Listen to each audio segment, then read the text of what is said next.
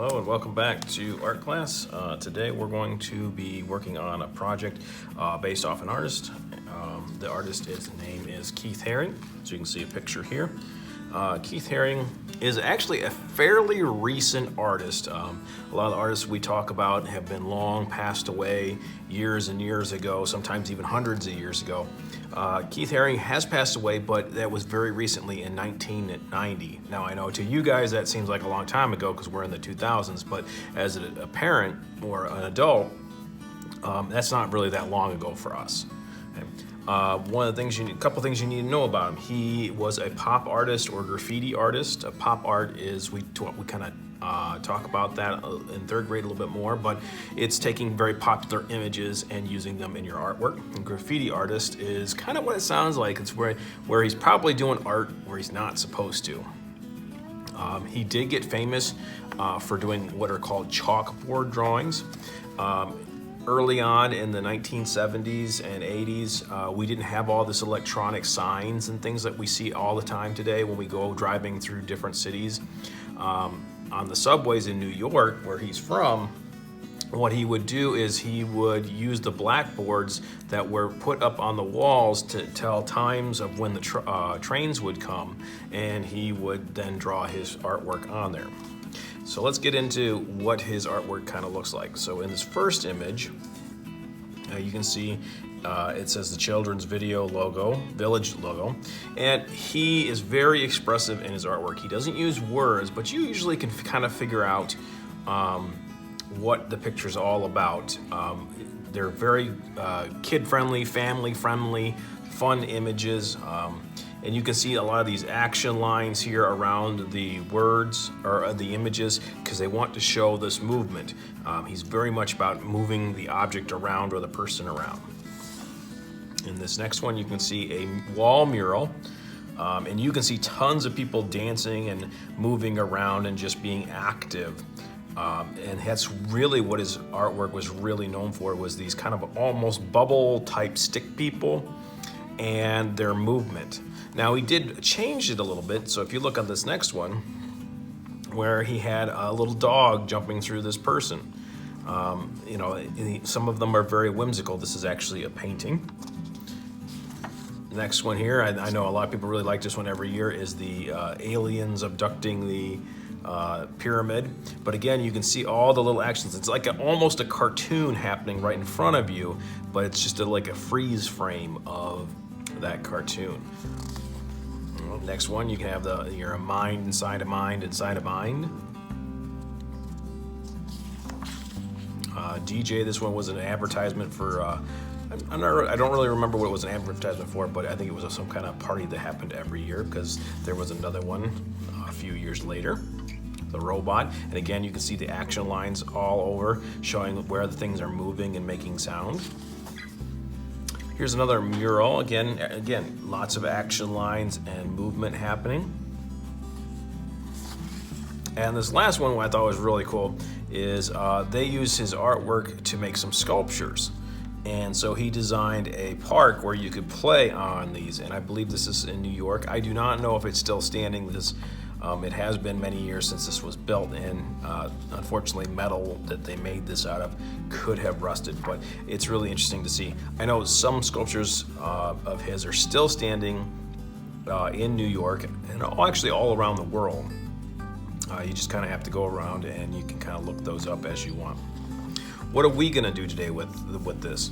Well, what I need you to do is I need you to have a white piece of paper, a pencil, and an eraser, because today we're going to work on getting movement for our person, or our people. Okay? This is a 2-week assignment, so we'll do part of it this week, part of it next week. All right, so what I need you to do is you're going to fold your paper in half. Then I'm going to have you fold it in half again, so you get this mini book.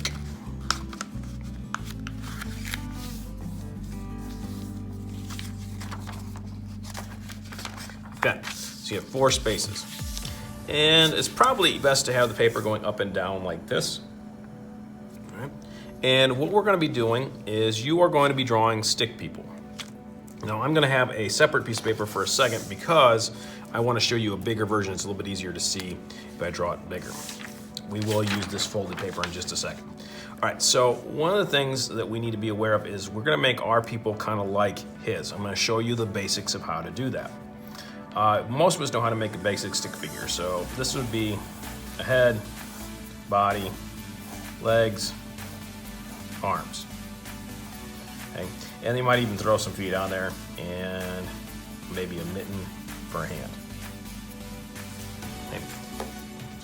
That is a very quick stick figure. And that's very similar to his work, but not quite right. There's a couple of key things that are missing. Okay? One of the things is if this was a person, they really would only be able to flap their arms up and down. It wouldn't be able to bend. This person, like if they were trying to bend and eat like Doritos, there's no elbow for it to reach the mouth. The hand would just kind of slap themselves in the face because there's no elbow. And the same thing with the feet down here, the legs. If they walked, they would walk very much kind of like a penguin walks because they don't have, there's no knees for a smooth movement of our walk. So we need to change this idea of stick person to being a little bit more advanced. Okay? So you got your head, you still got your body. Make it a little bit darker here. Then you're gonna have your legs. This is gonna be your upper leg and then your lower leg. Right? Then I can have this upper leg, just like this. So it looks like he's running or she's running. Okay? The same thing with the elbows. Okay, this is elbow. Like that.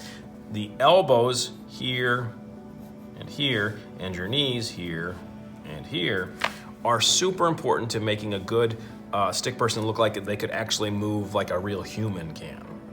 Okay? So what are we gonna do? Now that we know we need elbows and knees, what are we gonna do? Well, I need you to use this new information about the elbows and knees to draw 8. So I'm gonna label these. You know, label 1, 2, 3, 4, 5, 6, 7, 8. So you got 8 boxes, 4 on the front, 4 on the back. And you need to come up with 8 new positions for your person. Okay? So this one, the running person, could be one of your people. That's okay. I'm totally okay with you using this person.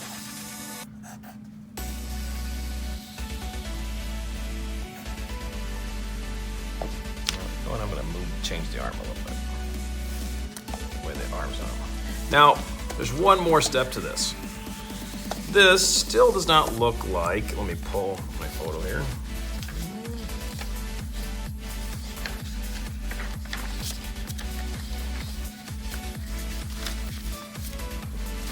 It still doesn't look like these bubble people. That's what I call them, bubble people, because there's no actual lines inside their bodies. Well, here's the thing. This is really easy solution to fix. Once we have this, we have the stick version, which should be pretty easy to do.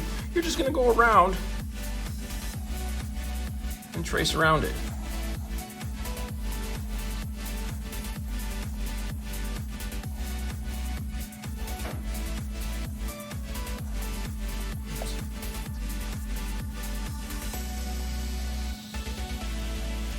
That.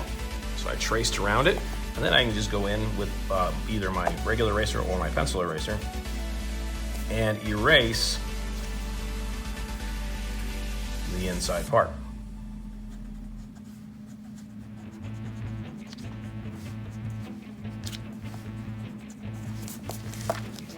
So that is what I need you to do. It's a 2-part thing. So you're gonna come up with a position for the person. Let's see. I'm gonna have them like that. There's their feet.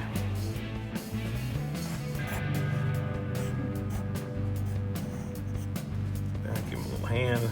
All right, so I have my knees and my little elbow. Now this one's almost straight, but it still does have an elbow. Try not to do a curved line. That's not gonna look good. Okay? And then we're gonna go in and you just trace around it. Make sure you put a little bubble around the hand.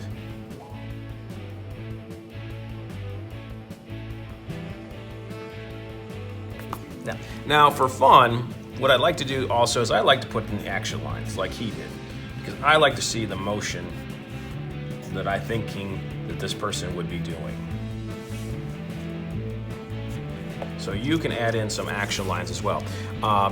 Just to be a heads up though, that the action lines are on our final version of our project. This is our practice up to the final version, because we need lots of practice to get this right. We will not be using action lines, I don't think, on our final version. But it's nice to do it for the practice, because it does really help sell the idea of motion. Okay, so what I need you to do is you're going to do 8 of these different positions. Now, it would be better to turn it sideways for your sting, so maybe you want your person looking like a baby where they're crawling. So.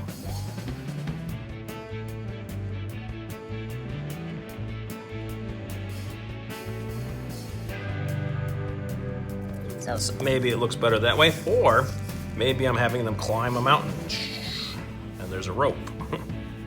They're climbing. Okay, so it kind of depends on what you want. We're not doing faces. This is like in most of his pictures, he didn't do faces. We're gonna keep it very simple. So I need you to come up with 8 different positions. Okay? I'm gonna fast forward as I'm doing it real fast. You can use 1 or 2 that you might see, but I'm gonna go real quick with them. I'm not going to pause on them.